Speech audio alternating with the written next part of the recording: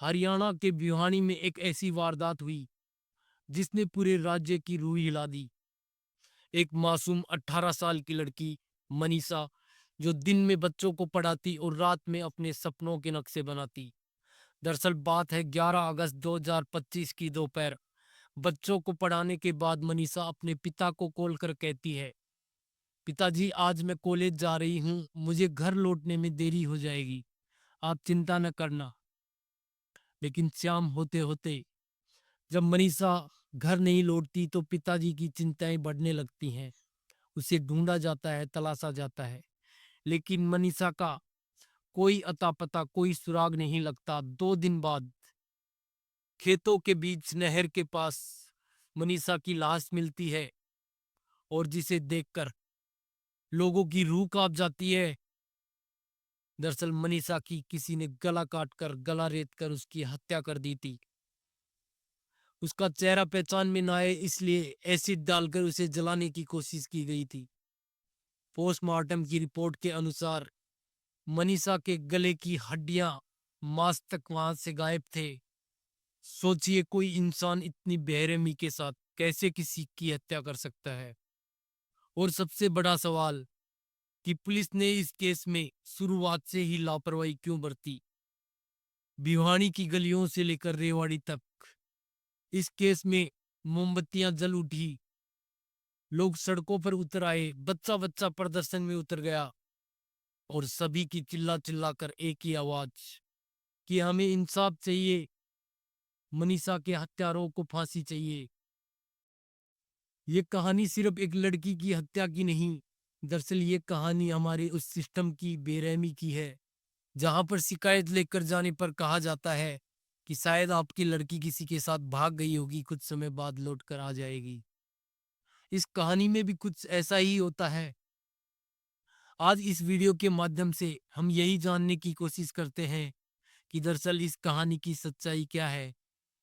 नमस्कार दोस्तों, मैं हूं युग बगड़िया और आज जो आपके लिए सच्ची घटना लेकर आया हूं, दरअसल यह सच्ची घटना हरियाणा के बिहानी शहर के पास ही एक लुहारू गांव लगता है, जहां लक्ष्मण ढाणी एक जगह है।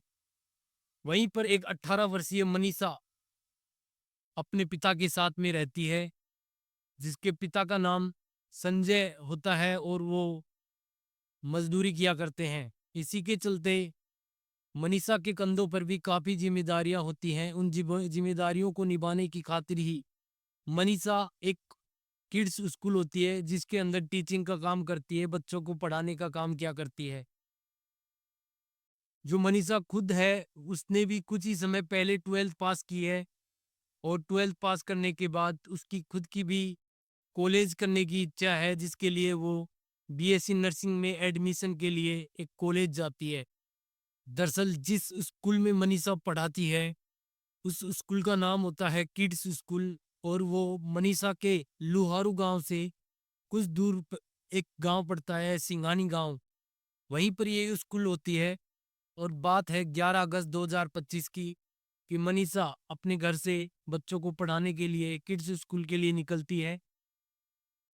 बच्चों को पढ़ाने के बाद 1:56 के आसपास उस किड्स स्कूल से मनीषा निकलती है और वहां से निकलकर अपने पिता को फोन करती है और कहती है कि पिताजी, आज मैं कॉलेज जा रही हूँ, नर्सिंग कॉलेज। उसने 12th करने के बाद बीएससी नर्सिंग के लिए उसे फॉर्म अप्लाई करना था, उसी के लिए वो नर्सिंग कॉलेज जा रही थी और पिता से कहती है कि पिताजी मैं कॉलेज जा रही हूँ, आज मुझे घर पहुंचने में थोड़ा लेट हो जाएगा, आप चिंता मत करना, मैं शाम तक घर पहुंच जाऊंगी। अब पिता जहां भी काम कर रहे थे, बेटी से बातचीत करने के बाद बेफिक्र होके अपने काम में लग जाते हैं। उसके बाद मनीषा उस कॉलेज पहुंचती है या नहीं पहुंचती, आगे की कोई जानकारी नहीं मिलती है। लेकिन 6:26 के आसपास मनीषा अपने फोन से अपने पिता को कॉल लगाती है। पिता काम में व्यस्त होने के कारण फोन को अटेंड नहीं कर पाते, लेकिन तुरंत ही वो जैसे ही अपने काम से फ्री होते हैं, उस फोन पे वापस फोन करते हैं अपनी बेटी के नंबर पे। लेकिन बेटी मनीषा का नंबर अब बंद आ रहा था, स्विच ऑफ आ रहा था, फ़ोन स्विच ऑफ बता रहा था। जैसे ही पिताजी ये देखते हैं, पिता संजय को चिंता होने लगती है, वो तुरंत अपना काम छोड़कर उनकी बेटी जहाँ सिंगानी गाँव में किड्स स्कूल में पढ़ाती थी, वहाँ के लिए तुरंत निकल जाते हैं और स्कूल जाकर पूछते हैं कि मेरी बच्ची कहाँ है? बातचीत करते हैं तो पता लगता है कि आपकी बच्ची तो बच्चों को पढ़ाने के बाद यहाँ से निकल चुकी है। इसके बाद पिता को याद आता है कि बच्ची कॉलेज जाने की बात कह रही थी। उसके बाद वो बीएससी नर्सिंग कॉलेज के लिए निकलते हैं और वहाँ पहुँचकर वहाँ पे लोगों से बातचीत करते हैं, कहते हैं कि मेरी बेटी यहाँ आई थी। लेकिन लोग उन्हें कोई सही तरीके से जवाब नहीं देता, उन्हें डरा-धमका कर भगा दिया जाता है कि यहाँ आपकी बेटी नहीं आई। कुछ लोग जिन लोगों से उनकी बात हुई, कोई भी उन्हें संतुष्टपूर्ण जवाब नहीं देता। जब पिताजी को काफ़ी ज़्यादा चिंता होने लगती है, घर पर फ़ोन करके पूछती हैं, "क्या बेटी घर पहुँची?"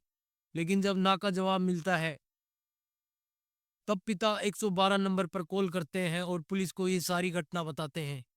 जैसे ही 112 नंबर पर ये सारी शिकायत सुनी जाती है, तो तुरंत एक टीम आती है, पुलिस की टीम, जिसके अंदर एएसआई अनूप, कांस्टेबल पवन और एक एसपीओ होती है।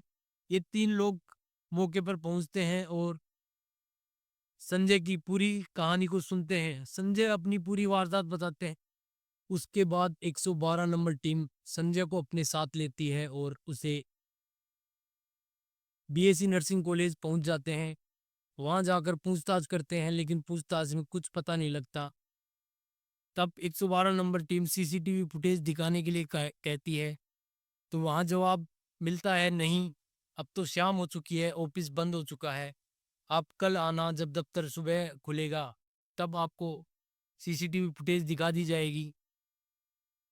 वैसे भी यहाँ पर कोई लड़की आई नहीं है, आप यूं ही सीसीटीवी देखने की बातचीत कर रहे हो। जैसे ही ये सब वहाँ सुनने के लिए मिलता है, तो 112 नंबर टीम अब उस पिता संजय को कहती है कि यहाँ कुछ नहीं होने वाला, क्यों ना तुम अपने थाने लुहारू जाकर अपनी बेटी की गुमशुदगी की एफआईआर दर्ज कराओ। और 112 नंबर टीम संजय को लुहारू गांव लाकर छोड़ देती है।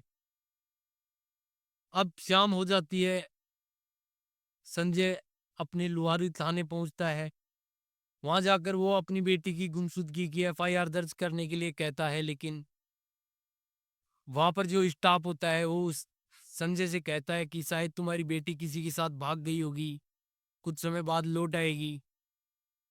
उसकी एफआईआर दर्ज करने से मना करते हैं वो लोग। जहाँ पर एसएचओ अशोक होता है और एक लेडी कांस्टेबल शकुंतला होती है, और उसे यही सब कहकर वो लोग उसे भेज देते हैं। 11 अगस्त की रात जैसे तैसे संजय अपनी बेटी को ढूंढते हुए निकल जाती है। सुबह होती है, फिर से संजय और गांव वाले मनीषा को ढूंढते हैं, लेकिन जब कुछ पता नहीं लगता, फिर से 12 अगस्त थाने पहुंच जाता है संजय और अपनी बेटी की गुमशुदगी की एफआईआर दर्ज करने के लिए काफी दबाव डालता है। उसके साथ काफी लोग भी जाते हैं। काफी मशक्कत, काफी दबाव डालने के बाद में 12 अगस्त की शाम 7:30 बजे के आसपास मनीषा की गुमशुदगी की एफआईआर दर्ज की जाती है। उसके बाद पुलिस अपनी छानबीन करती है।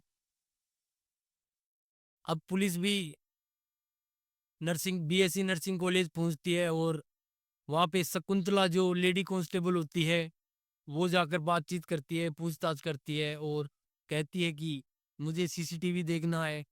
उन्हें भी यही जवाब मिलता है कि आप गलत टाइम पे आए हो, इस टाइम तो ऑफिस बंद हो गया, क्यों ना आप कल आना।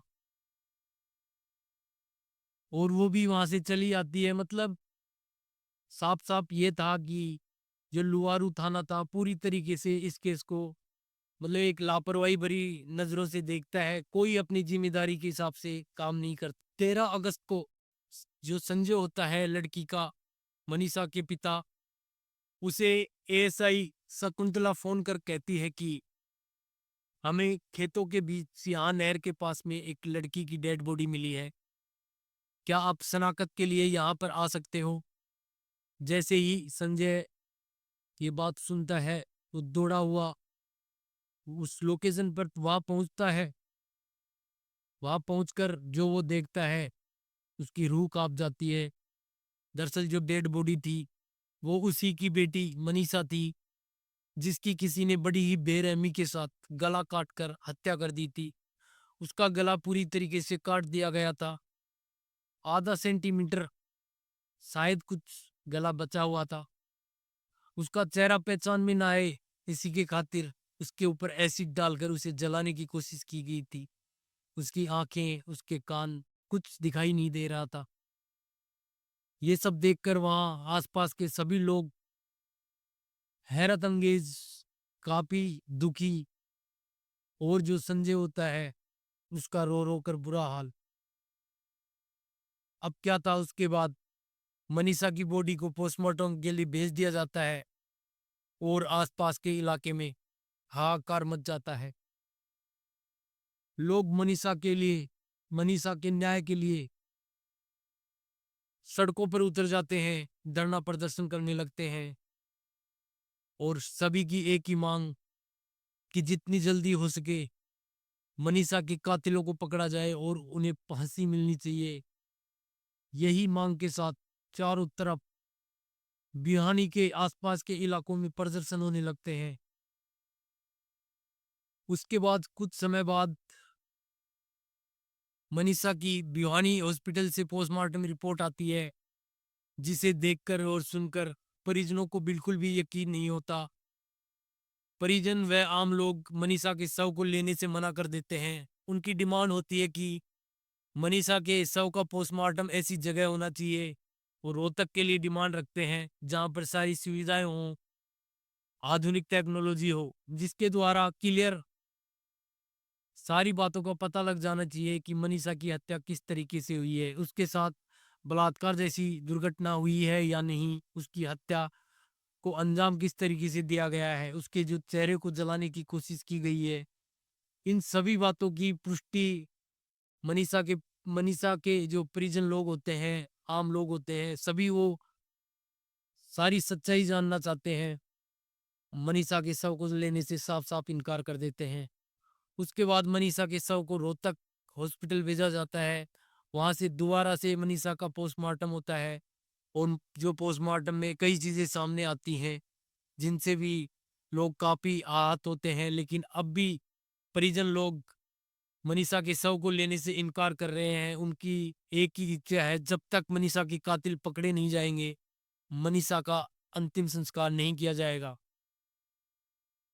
भिवानी में मनीषा के न्याय के लिए बड़े बड़े प्रदर्शन किए जा रहे हैं, बड़े बड़े नेता सामने आ रहे हैं। आसपास के बड़े बड़े लोग मनीषा के समर्थन में उतर रहे हैं, सभी मनीषा को न्याय दिलाने के लिए उन प्रदर्शनों में भाग ले रहे हैं। लेकिन इन 7 दिनों के अंदर, जो 7 दिनों का समय बीत चुका है, इसमें पुलिस के हाथ बिल्कुल पूरी तरीके से खाली हैं, सिवाय एक सीसीटीवी फुटेज के, जो कि आज 5 दिन बाद सामने निकल कर आ रही है, जो सोशल मीडिया पे ट्रेंड कर रही है, जिसमें मनीषा एक जो अपना बैग टाके हुए, जिसके अंदर अपने कुछ कागज हैं, उसके डॉक्यूमेंट्स हैं, वो लेकर वो सड़क के किनारे जा रही है। ये सीसीटीवी फुटेज यही सवाल है कि 11 को, 12 को, 13 को, 14 को, 15 तारीख तक भी सामने निकल कर नहीं आई। आज 16 तारीख को ये निकल के सामने आ रही है। सोचिए, अगर पुलिस ने इस शिकायत को उसी दिन गंभीरता से लिया होता तो शायद आज मनीषा की जान बच गई होती, क्योंकि 11 अगस्त को जब उसके पिता ने 112 नंबर पर कॉल किया था और 112 नंबर टीम उसी दिन अगर यह सीसीटीवी फुटेज निकलवा लेती, इसे देखती, उसके बाद मनीषा को ढूंढ लिया जाता, तो शायद उसकी जान बच गई होती। लेकिन आज 5 दिन बाद यह सीसीटीवी फुटेज बाहर आती है। आप इसी से अंदाजा लगा सकते हैं कि पुलिस की इस केस में कितनी बड़ी लापरवाही है, कि जो एक बेसिक जो सबूत था मनीषा को ढूंढने का, सीसीटीवी फुटेज, वो भी 5 दिन बाद निकल कर सामने आ रहा है। लेकिन सच तो ये है कि हमारे सिस्टम की लापरवाही ने भी उसकी मौत में बराबर का साथ दिया है। अब सवाल सिर्फ ये नहीं कि मनीषा की को किसने मारा है, उसकी मौत कैसे हुई है। सवाल यह भी है कि कब तक हम मोमबत्तियां जलाकर रोड जाम करके यूं ही इंसाफ की भीख मांगते रहेंगे। मनीषा का कत्ल सिर्फ एक लड़की की जान लेने की वारदात नहीं है, ये हमारे समाज और सिस्टम की नींद पर एक तमाचा है। आज पूरा भिवाड़ी सड़कों पर है, लोग इंसाफ की भीख मांग रहे हैं। और यह आवाज सिर्फ भिवानी की नहीं, हर उस लड़की की है जो कल की मनीषा बन सकती है। अगर आप भी चाहते हैं कि मनीषा को इंसाफ मिले, आपको यह घटना सोचने पर मजबूर करती है, तो वीडियो को लाइक कर शेयर करें, कमेंट बॉक्स में अपनी राय रखें और जाने से पहले चैनल को सब्सक्राइब कर बेल आइकन जरूर दबाइएगा, ताकि ऐसी ही सच्ची घटना आप तक ही नहीं बल्कि समाज के हर कोने तक पहुंच सके।